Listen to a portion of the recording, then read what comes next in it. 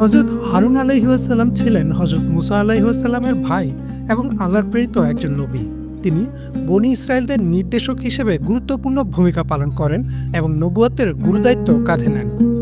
কোরআনে হযরত হারুন আলাইহিস সালামের নাম একাধিকবার উল্লেখ করা হয়েছে, যেখানে তার নবুয়ত, ধৈর্য, নেতৃত্ব এবং বনী ইসরায়েলদের দুর্বলতার সময়ে তার ভূমিকা নিয়ে আলোচনা করা হয়েছে। হযরত মুসা আলাইহিস সালাম যখন আল্লাহর নির্দেশে ফিরআউনের কাছে দাওয়াত নিয়ে যাওয়ার দায়িত্ব পান, তখন তিনি আল্লাহর কাছে দোয়া করেন যাতে তার ভাই হারুন আলাইহিস সালামকেও তার সাথে পাঠানো হয়।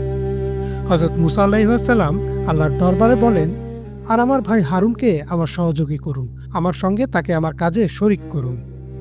আল্লাহ তার দোয়া কবুল করেন এবং হযরত হারুন আলাইহিস সালামকেও নবী হিসেবে মনোনীত করেন। তিনি ছিলেন অত্যন্ত সুস্পষ্ট ভাষী ও ধৈর্যশীল, যা তাকে বনী ইসরায়েলদের নেতা হিসেবে গুরুত্বপূর্ণ করে তোলে। ফিরআউনের কাছে আল্লাহর বার্তা প্রচার করতে হযরত মুসা আলাইহিস সালাম ও হারুন আলাইহিস সালাম একসঙ্গে যান। তারা ফিরআউনকে এক আল্লাহর ইবাদত করার জন্য আহ্বান জানান, কিন্তু ফিরআউন অহংকারের সাথে তাদের প্রত্যাখ্যান করে। আল্লাহ কোরআনে বলেন, অতঃপর আমি মুসা ও তার ভাই হারুনকে নিদর্শন সহ এবং সুস্পষ্ট প্রমাণ সহ ফিরআউন ও তার পারিষদবর্গের কাছে পাঠালাম, কিন্তু তারা অহংকার করল এবং তারা ছিল এক অপরাধী জাতি। ফিরআউন তাদের প্রতারক ও জাদুকর আখ্যা দিয়ে চ্যালেঞ্জ জানায়, কিন্তু আল্লাহর সাহায্যে হযরত মুসা আলাইহিস সালামের লাঠি সকল জাদুকে পরাজিত করে এবং ফিরআউনের জাদুকররাও আল্লাহর উপর ঈমান আনেন। হযরত মুসা আলাইহিস সালাম যখন সিনাই পর্বতে আল্লাহর সাথে কথা বলতে যান এবং তাওরাত গ্রহণ করেন, তখন তিনি হারুন আলাইহিস সালামকে বনী ইসরায়েলের দায়িত্ব দিয়ে যান।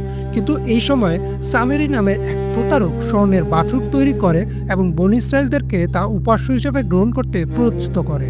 হযরত হারুন আলাইহিস সালাম তাদেরকে এই ভুল পথ থেকে ফেরানোর চেষ্টা করেন এবং বলেন, হে আমার জাতি, তোমরা তো পরীক্ষার সম্মুখীন হয়েছ। তোমাদের একমাত্র প্রতিপালক হলেন দয়াময় আল্লাহ, অতএব তোমরা আমার অনুসরণ করো এবং আমার আদেশ মান্য করো। কিন্তু বনী ইসরায়েল তার কথা শোনেনি এবং শিরকে লিপ্ত হয়েছিল। যখন হযরত মুসা আলাইহিস সালাম ফিরে আসেন এবং বনী ইসরায়েলদের শিরক দেখেন, তখন তিনি অত্যন্ত রাগান্বিত হন। তিনি হারুন আলাইহিস সালামকে শাসন করেন এবং বলেন, হে হারুন, যখন তুমি দেখলে তারা বিভ্রান্ত হচ্ছে, তখন তুমি কেন আমাকে অনুসরণ করলে না? হারুন আলাইহিস সালাম উত্তর দেন, হে আমার মায়ের পুত্র, আমাকে আমার দাড়ি ও মাথার চুল দ্বারা টেনে রেখো না। আমি ভয় করেছিলাম যে তুমি বলবে তুমি বনী ইসরায়েলদের মধ্যে বিভাজন সৃষ্টি করেছ এবং আমার কথা মানোনি। এই আয়াত থেকে বোঝা যায় যে হারুন আলাইহিস সালাম চেয়েছিলেন যে বনী ইসরায়েল ফিতনার মধ্যে পড়ে বিভক্ত না হয়। তিনি ধৈর্য ধরে পরিস্থিতি সামাল দেওয়ার চেষ্টা করছিলেন। হযরত হারুন আলাইহিস সালামের মৃত্যুর বিষয়ে ইসলামী বর্ণনায় জানা যায় যে তিনি বনী ইসরায়েলের মরুভূমিতে যাত্রার সময় মারা যান। কিছু হাদিসে বলা হয়েছে যে আল্লাহ তার মৃত্যু নির্ধারণ করলে তিনি পাহাড়ের এক নির্জন স্থানে যান এবং সেখানে তার আত্মা কবজ করা হয়।